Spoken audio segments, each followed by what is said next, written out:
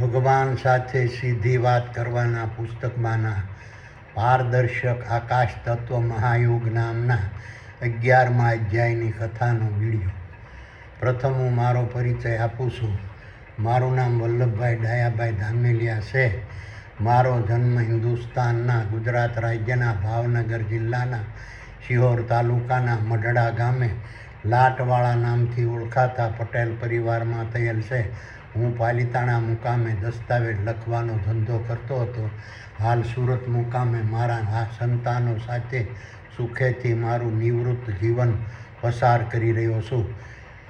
હવે હું તમને ભગવાન સાથે સીધી વાત કરવાના પુસ્તકમાંના પારદર્શક આકાશ તત્વ મહાયોગ નામના 11મા અધ્યાયની કથા સંભળાવું છું.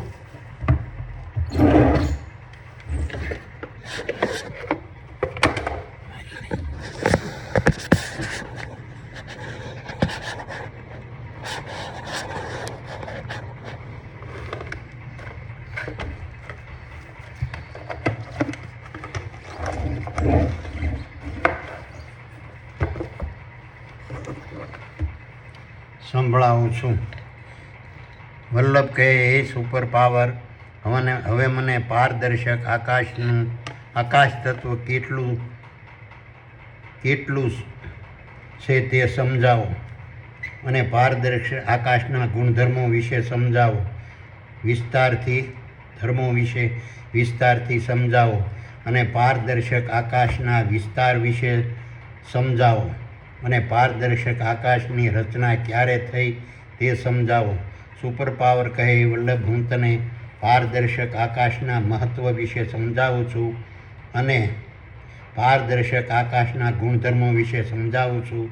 અને પારદર્શક આકાશના વિસ્તાર વિશે સમજાવું છું અને પારદર્શક આકાશની રચના ક્યારે થઈ તે સમજાવું છું. 1400 અબજ વર્ષ પૂર્વે રચાયેલા મારા નિવાસસ્થાન સમાન તારાની સપાટીથી હજારો કિલોમીટર દૂરના પરિઘવાળા વિરાટ સૌરમંડળમાં પ્રથમ વિદ્યુત પ્રવાહ રૂપી જીવનજ્યોતને પ્રગટ કરનાર બ્રહ્માસ્ત્ર કિરણો પ્રગટ થયા હતા અને ત્યારબાદ આ તારો વિરાટ CPU-ની સગવડતાવાળો સુપર કોમ્પ્યુટરના રૂપમાં ફેરવાયો હતો અને તેના CPU-માં ચેતન બ્રહ્માંડની રચના થઈ હતી અને ત્યારબાદ તેમાં વિરાટ સર્વરની રચના થઈ હતી અને સર્વરમાં સૂક્ષ્મ બ્રહ્માંડની રચના થઈ હતી. આ રીતના સૂક્ષ્મ બ્રહ્માંડ દ્વારા ખરો પ્રકારની વેબસાઇટો રચાણી હતી. આ રીતની વેબસાઇટોના અધ્યક્ષ રૂપી સૂક્ષ્મ દેહો, નિર્માતા રૂપી મન, સલાહકાર રૂપી વિચાર, કલાકાર રૂપી બુદ્ધિ અને સુપરવાઇઝર પ્રકારના જીવો નામના પંચોની રચના થઈ હતી અને ત્યારબાદ તેમાં જળ, વાયુ, રસાયણો, ધાતુઓ, દ્રવ્યો, તત્વો અને પદાર્થોના સંયોજાયેલા પારદર્શક અણુ અને પરમાણુની રચના થઈ હતી.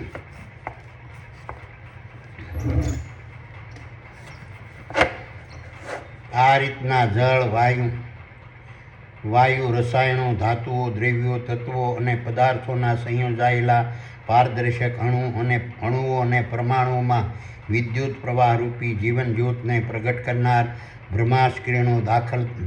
કિરણો દાખલ થઈને જીવાણુના સ્વરૂપમાં ફેરવાયા હતા અને તેમાં પંચો રૂપી કારોબારીના સભ્યોની હેસિયતથી સૂક્ષ્મ દેહો, મન, બુદ્ધિ, વિચારો અને સુપરવાઇઝર રૂપી જીવોની હેસિયતથી જીવો સૂક્ષ્મ બ્રહ્માંડની આજ્ઞાથી નિવાસ કરવા લાગ્યા હતા અને તે રીતના જીવાણુઓ તેમાં નિવાસ કરતા સૂક્ષ્મ દેહોની અધ્યક્ષતામાં વિચારોની સલાહ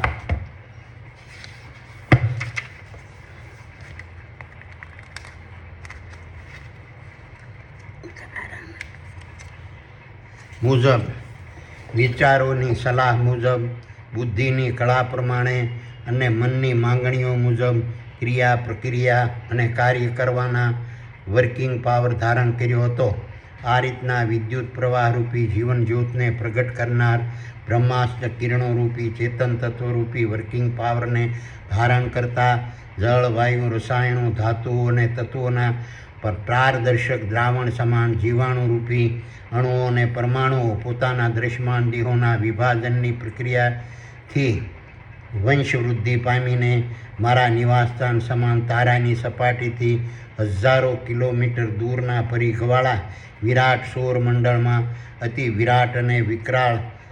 શયનનું સ્વરૂપ ધારણ કર્યું હતું. મારા નિવાસસ્થાન સમાન તારાની સપાટીથી હજારો કિલોમીટર દૂરના પરિઘવાળા વિરાટ સૌરમંડળથી ઘેરાયેલો તારો પોતાના સૌરમંડળના પરિઘની બહારની સપાટીએથી વિદ્યુત પ્રવાહરૂપી જીવન જ્યોતને પ્રગટ કરનારા બ્રહ્માસ્ત્ર કિરણોરૂપી ચેતન તત્વરૂપી વર્કિંગ પાવરને ધારણ કરતા જળ, વાયુ, રસાયણો, ધાતુઓ અને તત્વોના પારદર્શક દ્રાવણ સ્વરૂપે ગંઠાયેલા જીવાણુરૂપી અણુઓ અને પરમાણુઓથી રસાયેલા દ્રાવણના પારદર્શક વિરાટ પરપોટાથી ઘેરાયેલો હતો અને વિરાટ પરપોટાના વિરાટ પરિઘના બહારના ભાગે અંધકારમય રીતે પરપોટાની સરહદની નો અંત આવેલો હતો અને તે સમયે પરપોટાની બહાર સકલ અનંત દૃશ્યમાન આકાશ અને દૃશ્યમાન બ્રહ્માંડ અસ્તિત્વ ધરાવતું નહોતું. આ રીતના વિદ્યુત પ્રવાહરૂપી જીવન જ્યોતને પ્રગટ કરનારા બ્રહ્માસ્ત્ર કિરણોરૂપી ચેતન તત્વરૂપી વર્કિંગ પાવરને ધારણ કરતા જળ, વાયુ, જીવાણુઓ, રસાયણો, ધાતુઓ અને તત્વોના પારદર્શક જીવાણુરૂપી અણુઓ અને પરમાણુઓમાં પ્રવેશેલા સૂક્ષ્મ દેહો, મન, બુદ્ધિ, વિચારો અને સુપરવાઇઝરો રૂપી જીવો નામની કારોબારીએ દ્રાવણના વિરાટ પારદર્શક પરપોટાથી ઘેરાયેલા મારા નિવાસસ્થાન રૂપી તારાને પરપોટામાંથી મુક્ત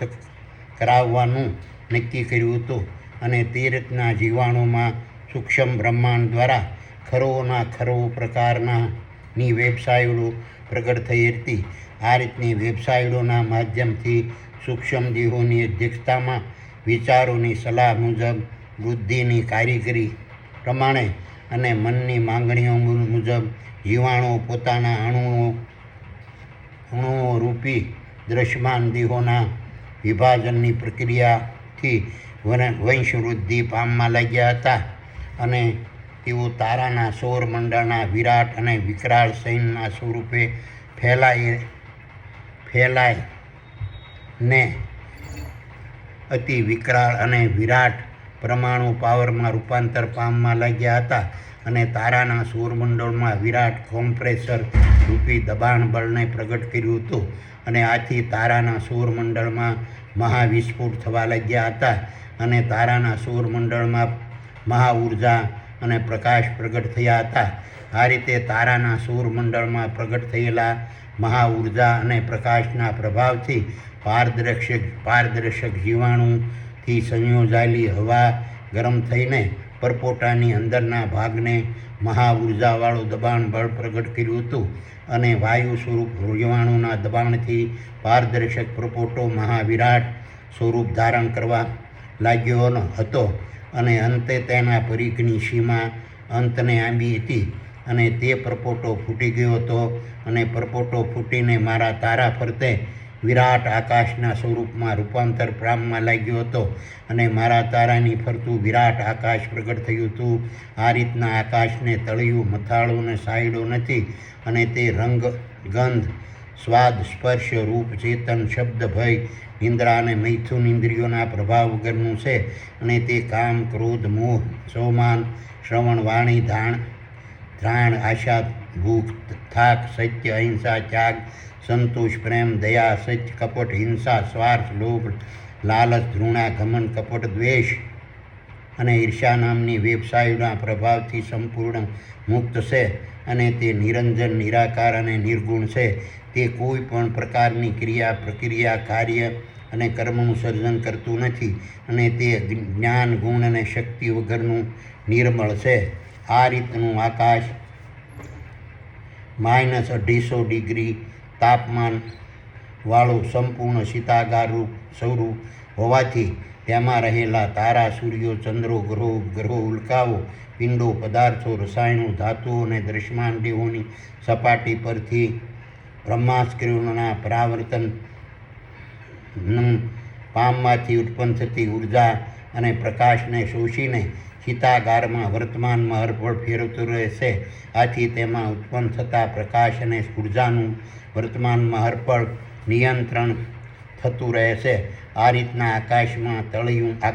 તળિયું, મથાળું અને સાઈડું નહીં હોવાથી તારા, સૂર્યો, ચંદ્રો, ગ્રહો, ઉપગ્રહો, ઉલ્કાઓ, પિંડો, પદાર્થો, રસાયણો, તત્વો, જળ, વાયુ, અગ્નિ અને દૃશ્યમાન દેહોથી તે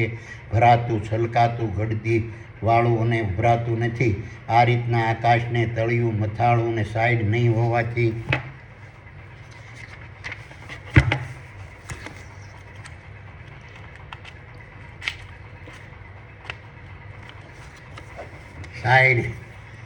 હોવાથી સૂક્ષ્મ બ્રહ્માંડ દ્વારા મારા નેટવર્કના માધ્યમથી આકાશમાં વર્તમાનમાં હરપળ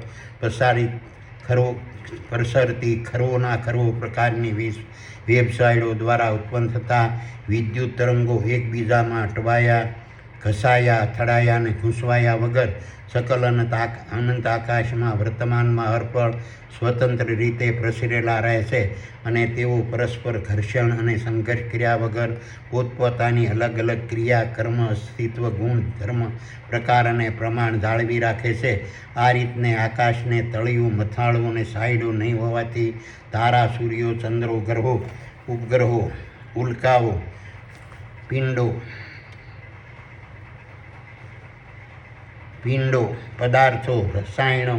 તત્વો, જળ, વાયુ, અગ્નિ અને દૃશ્યમાન દેહો પટકાતા, સંકોચાતા, અથડાતા, ઘસાતા અને ભીસાતા નથી. આ રીતના આકાશને તળિયું, મથાળું અને સાઈડ નહીં હોવાથી તારા, સૂર્યો, ચંદ્રો, ગ્રહો, ઉપગ્રહો, ઉલ્કાઓ અને પિંડો, પદાર્થો, રસાયણો, અણુ, પરમાણુને વેબસાઇટો, બ્રહ્માસ્ત્ર કિરણો, તત્વો, જળ, વાયુ, અગ્નિ અને દૃશ્યમાન દેહો પર દબાણ બળ ઉત્પન્ન થતું નથી. આથી કોઈ પણ પ્રકારના દબાણ વગરના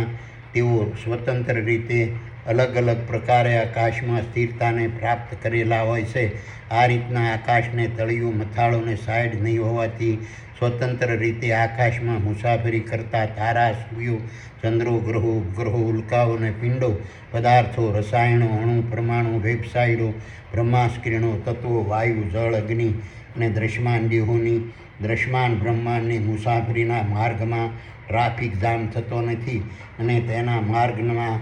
અંતરને કિલોમીટરથી માપી શકાતું નથી અને તેની દિશા અને સ્થળની સ્થિતિ નક્કી થતી નથી અને તેનું ક્ષેત્રફળ ચોરસ મીટરમાં ગણી શકાતું નથી. તેથી હદ, સીમાડો, સીધો, સરહદ અને છેડો નક્કી થતો નથી. આ રીતનું આકાશ રંગ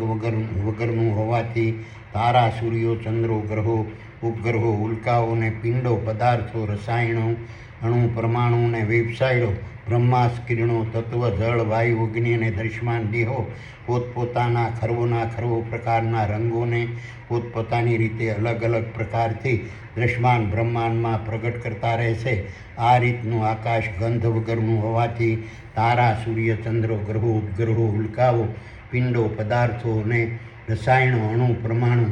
વેબસાઇટો, બ્રહ્માસ્ત્ર કિરણો, તત્વો, જળ, વાયુ, અગ્નિ અને દૃશ્યમાન દેહો પોતપોતાની ખરો પ્રકારની ગંધોને પોતપોતાની રીતે અલગ અલગ પ્રકારથી દૃશ્યમાન બ્રહ્માંડમાં પ્રગટ કરતા રહેશે. આ રીતનું આકાશ સ્વાદ વગરનું હોવાથી તારા, સૂર્યો, ચંદ્રો, ગ્રહો, ઉપગ્રહો, ઉલ્કાઓ અને પિંડો, પદાર્થો, રસાયણો, અણુ, પરમાણુ, વેબસાઇટો, બ્રહ્માસ્ત્ર કિરણો, તત્વો, જળ, વાયુ, અગ્નિ અને દૃશ્યમાન દેહો પોતપોતાના ખરો પ્રકારના સ્વાદોને પોતપોતાની રીતે અલગ અલગ પ્રકારથી દૃશ્યમાન બ્રહ્માંડમાં પ્રગટ કરતા રહેશે. આ રીતનું આકાશ રૂપ વગરનું હોવાથી તારા, સૂર્યો, ચંદ્ર, ગ્રહો, ઉપગ્રહો, ઉલ્કાઓ, પિંડો, પદાર્થો, રસાયણો, અણુ, પરમાણુ, વેબસાઇટો, બ્રહ્માસ્ત્ર કિરણો, તત્વો, જળ, વાયુ, અગ્નિ અને દૃશ્યમાન દેહો પોતપોતાના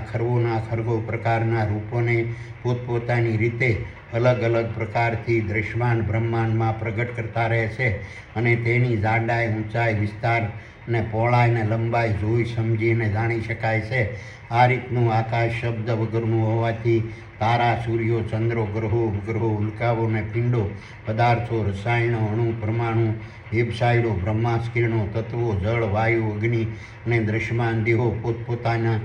ખરો પ્રકારના શબ્દોને પોતપોતાની રીતે અલગ અલગ પ્રકારથી દ્રશ્યમાન બ્રહ્માંડમાં પ્રગટ કરતા રહે છે. આ રીતનું આકાશ ભય વગરનું હોવાથી તારા, સૂર્ય, ચંદ્ર, ગ્રહો, ઉપગ્રહો, ઉલ્કાઓ અને પિંડો, પદાર્થો, રસાયણો, અણુ, પરમાણુ, વેબસાઇટો, બ્રહ્માંડ, તત્વો, જળ, વાયુ અને અગ્નિ અને દ્રશ્યમાન દેહો ભય વગર દ્રશ્યમાન બ્રહ્માંડની મુસાફરી કરતા રહે છે. આ રીતનું આકાશ મૈથુન વગરનું હોવાથી તે વર્તમાનમાં અપળ વિકાર વગરનું રહે છે. આથી તારા, સૂર્યો, ચંદ્ર, ગ્રહો, ઉપગ્રહો, ઉલ્કાઓ, પિંડો, પદાર્થો, રસાયણ, અણુ, પરમાણુ, વેબસાઇટો, બ્રહ્માંડ, ને તત્વો, જળ, વાયુ, અગ્નિ અને દ્રશ્યમાન દેહો વિકારની વિકૃતિ વગર દ્રશ્યમાન બ્રહ્માંડની મુસાફરી અવિરત કરતા રહે છે. આ રીતનું આકાશ નિંદ્રા વગરનું હોવાથી તે વર્તમાનમાં અર્પણ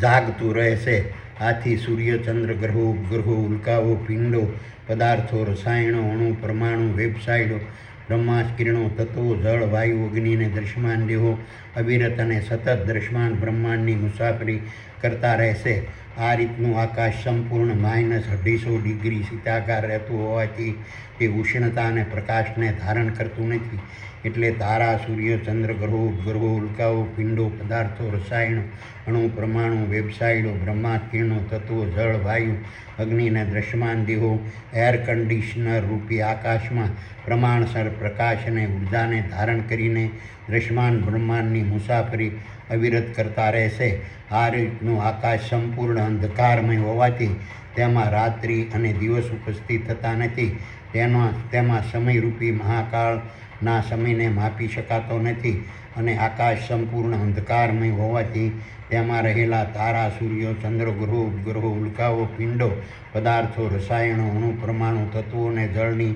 સપાટી પરથી પરાવર્તિત થતા બ્રહ્માંડ માધ્યમથી તેની સપાટીમાં ઉત્પન્ન થતા પ્રગટ પ્રકાશના માધ્યમથી સૂર્યો, ચંદ્રો, ગ્રહો, ઉપગ્રહો, ઉલ્કાઓ, પિંડો, પદાર્થો, રસાયણો, અણુ અને પરમાણુના દર્શમાન દેહોને સર્વશક્તિથી જોઈ શકાય છે.